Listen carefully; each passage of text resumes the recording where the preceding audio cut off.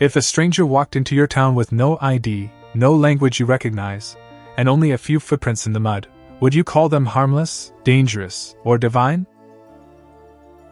In October 2017, something like that happened to our entire species, only the town was the solar system, and the stranger was moving so fast we had weeks, not years, to decide what we were even looking at. Picture the night like so many others. A telescope sweeps the sky with the patience of a lighthouse. The work is almost meditative. Take an image, compare it to the catalog, flag the tiny dots that shifted. Routine in the way that breathing is routine, until suddenly it isn't. On October 19, 2017, a survey picks up a faint moving point of light. It gets a provisional name, just another small body, probably another asteroid, probably another line in the ledger. But then comes the orbit fit, the mathematical act of turning positions into a story. A curve of numbers becomes a trajectory, and a trajectory is a biography written in gravity.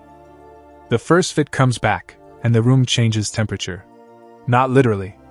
Emotionally. The kind of shift you feel when your brain realizes it needs to reroute everything it thought it knew. The orbit is not an ellipse. It isn't a bound loop around the sun like planets and familiar comets. It's hyperbolic. Unbound. The kind of curve you get when something is not ours. And in that instant, the ordinary night becomes a species-level event. We have, for the first time in recorded history, caught an interstellar passerby in the act. Now here's the question that turns this from astronomy into a human drama. When something truly alien, meaning simply from outside our system, appears with only a thin thread of evidence, how do we decide what it is? How do you measure a mystery that's already on its way out? Because that's the cruelty of the situation. This object is not orbiting and returning like a comet you can study for decades. It's leaving. Every hour it gets fainter. Every day it slips deeper into darkness. We have a handful of telescopes, a short window, and physics that doesn't care about our deadlines. We are chasing a departing whisper. And I want you to feel this as if you're in the room with the scientists, because you are, in a sense. This is not a story about one object. It's a story about how knowledge forms under pressure, how belief updates when the universe hands us a clue instead of an answer. So before we touch the anomaly, we have to build the baseline. We need to remember what normal looks like when a small body approaches the sun. Imagine a comet as a dirty snowball, ice welded to dust, a relic from the cold outskirts where sunlight is weak and time moves slowly. When it falls inward toward the sun, the heat doesn't just warm it. It wakes it. The surface begins to sublimate, solid turning directly into gas, and that escaping gas drags dust with it. The coma forms, a fuzzy atmosphere around the nucleus, and then the tails unfurl like a flag in solar wind. A comet advertises itself. An asteroid, by contrast, is more like a stone, mostly rock and metal, less volatile ice. When it approaches the sun, it may brighten simply because it's closer and reflecting more light, but it usually doesn't grow that ghostly halo or sprout a dramatic tail. Its motion is, most of the time, purely gravitational. A clean arc governed by the sun and planets, like a marble rolling in a smooth bowl. Now, how do we see any of this from Earth? We don't reach out and touch the object. We don't scoop a sample. We do something both humbler and more powerful, we infer. First, astrometry.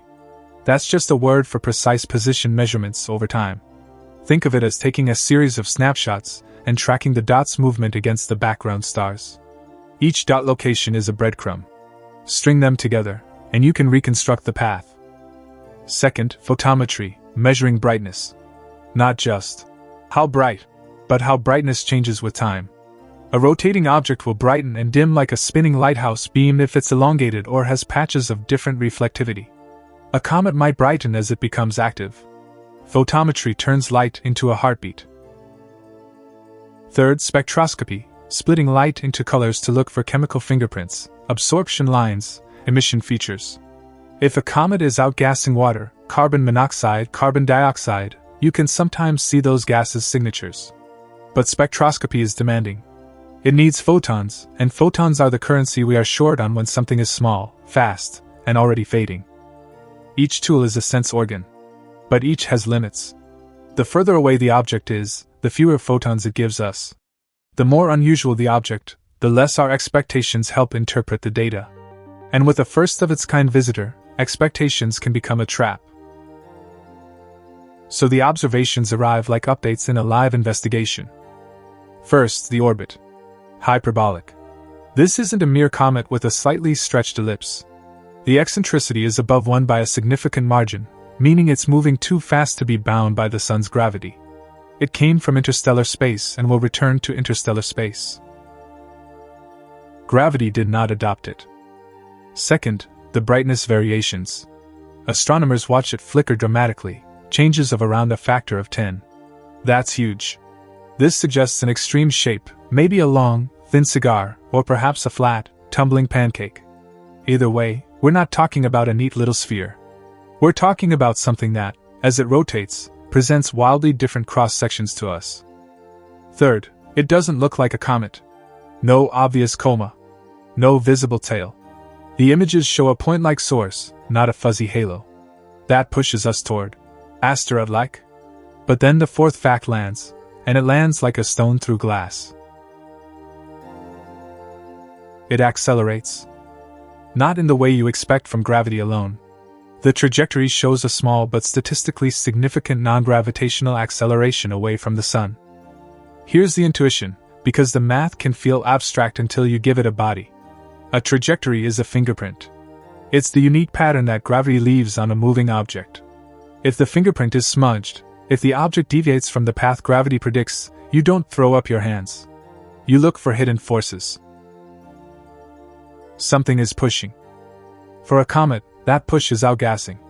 As gas jets off the surface, it acts like a tiny thruster. It's the same principle as a balloon releasing air and scooting across a room.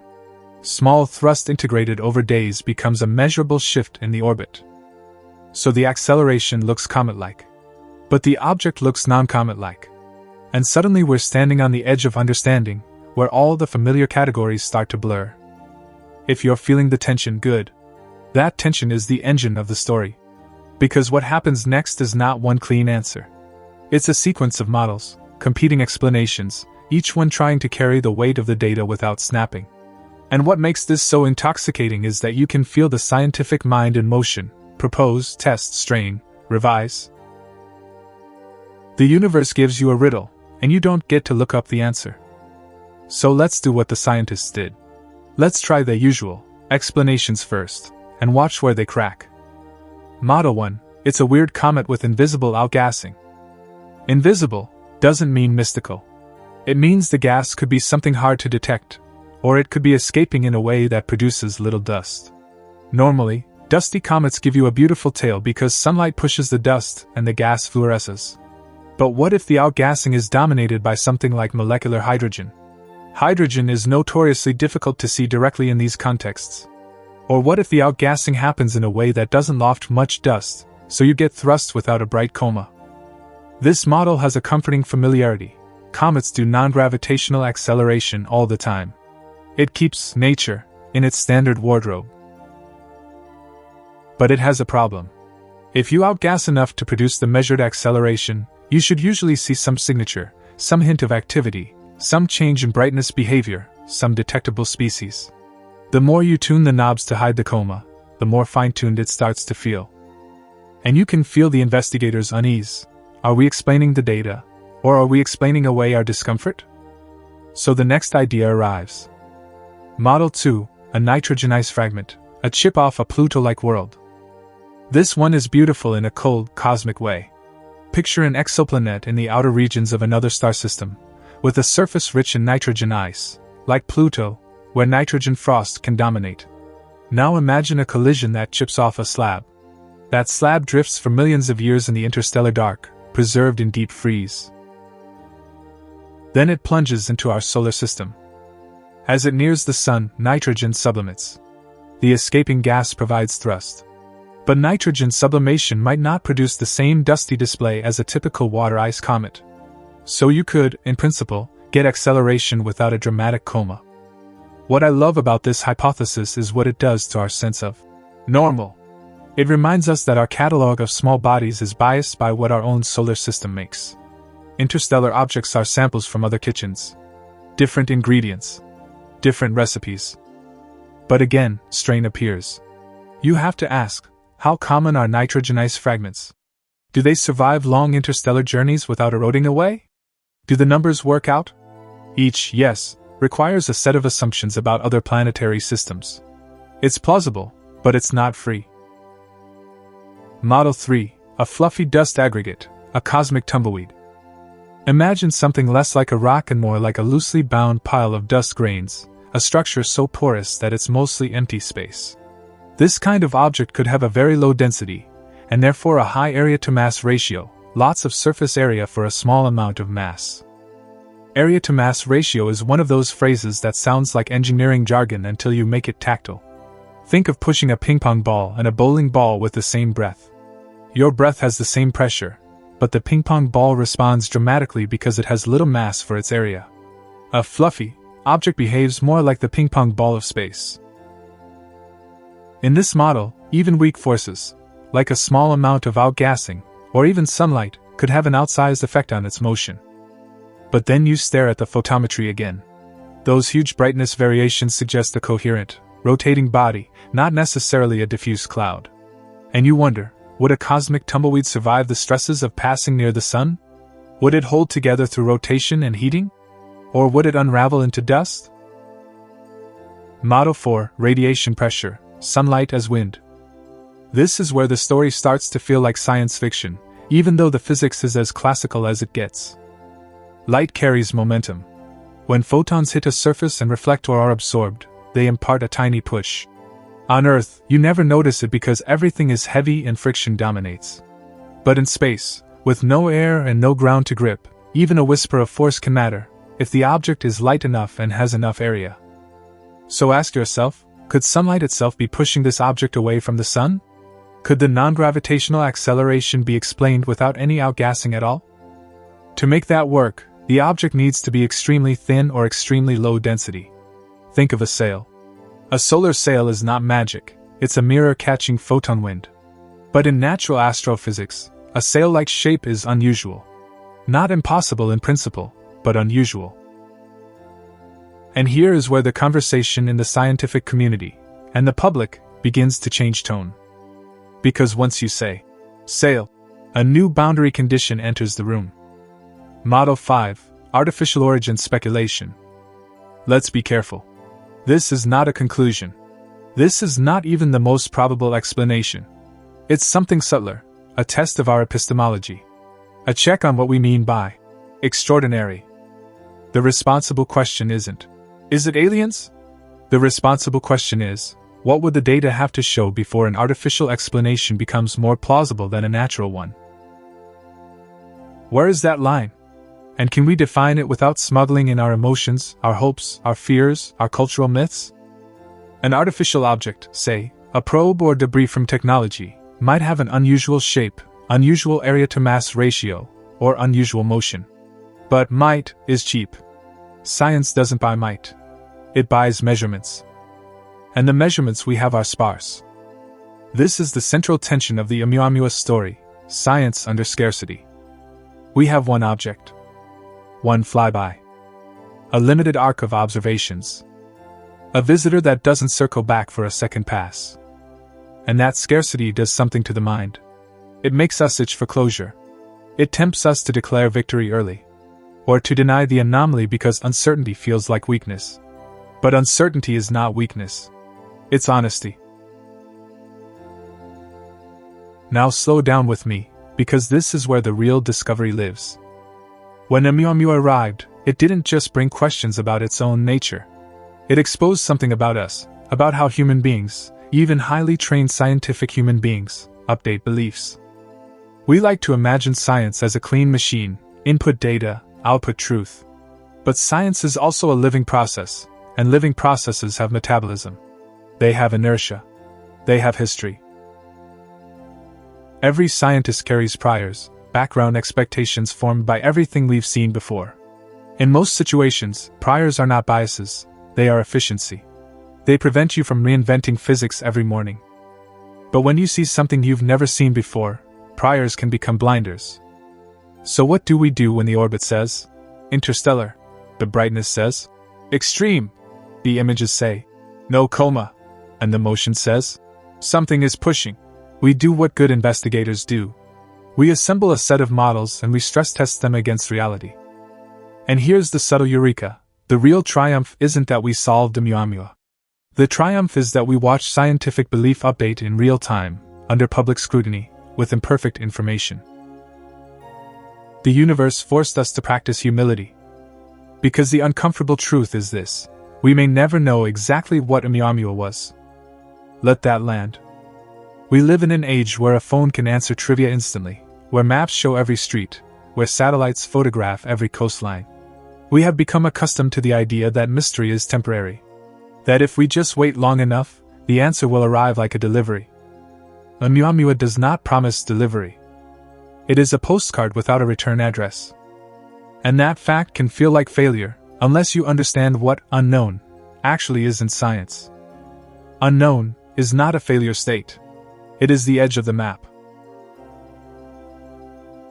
In ancient cartography, the edges of the known world were decorated with monsters, not because explorers had evidence of monsters, but because the human mind hates blank space.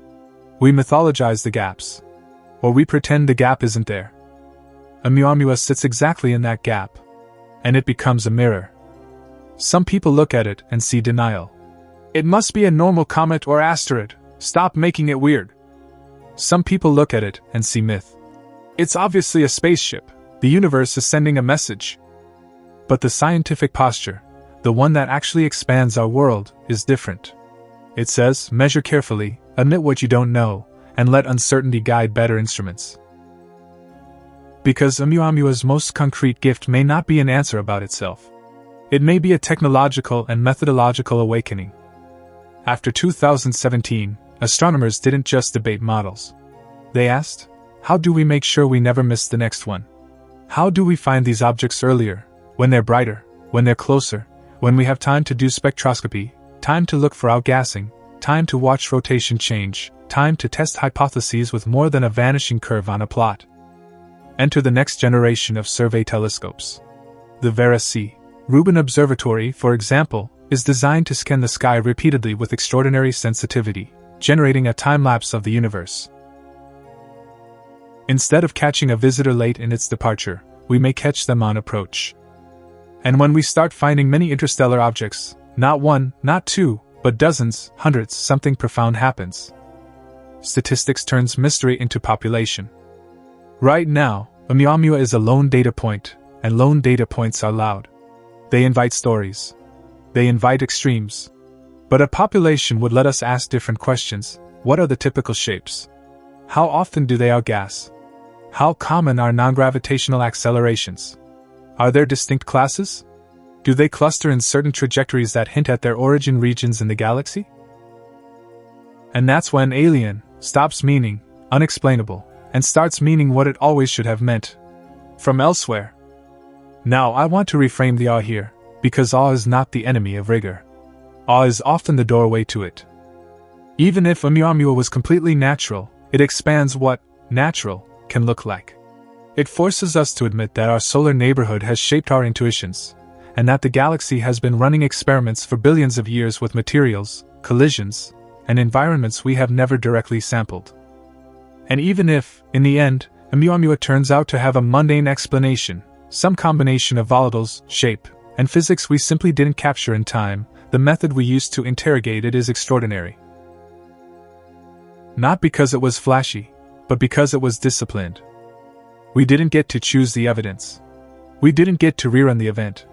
We had to work with faint photons and rush telescope schedules and the stubborn constraints of orbital mechanics. That's what makes this story deeply human. It's not a tale of omniscience. It's a tale of reaching. Now let's pull back, far back, until the solar system looks less like a set of planets and more like a clearing in a forest. For most of human history, our instinct was to treat this clearing as isolated. The sun is our hearth. The planets are our local stones. Comets were omens, then they were objects, then they were leftovers from formation. But Oumuamua forces a new picture. The galaxy is not empty between stars. It's not a sterile vacuum. It's a slow river of debris, fragments, and wanderers, material exchanged between planetary systems like pollen between flowers. And we are only now building the eyes to notice. That is the grounded wonder at the end of this investigation. Our solar system is not a sealed room. The walls are porous. Things pass through.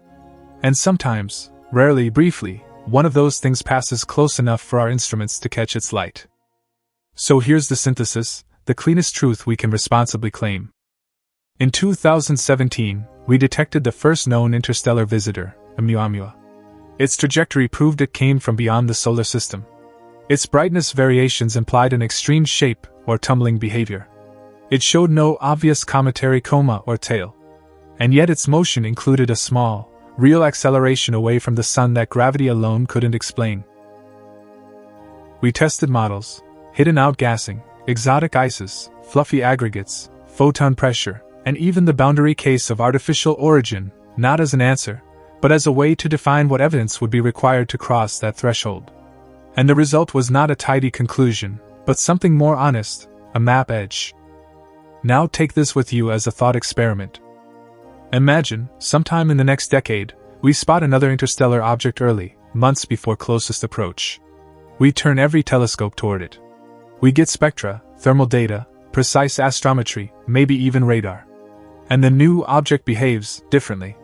Perhaps it outgasses clearly. Perhaps it doesn't. Perhaps its shape is unambiguous. Perhaps its acceleration is absent, or stronger. What would it do to your sense of reality if the next one doesn't fit neatly into any category either? Would you feel frustration, or would you feel the exhilaration of living in a universe that still contains genuine surprises? And then the next great question, the door this story opens. If interstellar objects are routinely crossing the space between stars, what else is traveling with them? Not just rocks and ice, but chemistry. The seeds of atmospheres. The precursors of life. The raw materials of planets we haven't imagined yet. Now, if you want to keep going, if you want to stay in this mode of investigation, there's a video on the end screen that continues this journey of stress testing reality with another frontier mystery. Click it, and let's keep the chain of questions alive. And I want to hear from you, because your intuition is part of this experiment. If you had to bet, with the evidence we've discussed, which explanation feels most plausible to you, outgassing, exotic ice, fluffy structure, or sunlight pressure? Answer with just one word and a sentence explaining why. If you value this kind of careful wonder, where we don't rush the mystery, but we also don't romanticize it, subscribe. Not for certainty. For better questions, better tools, and a deeper relationship with the unknown.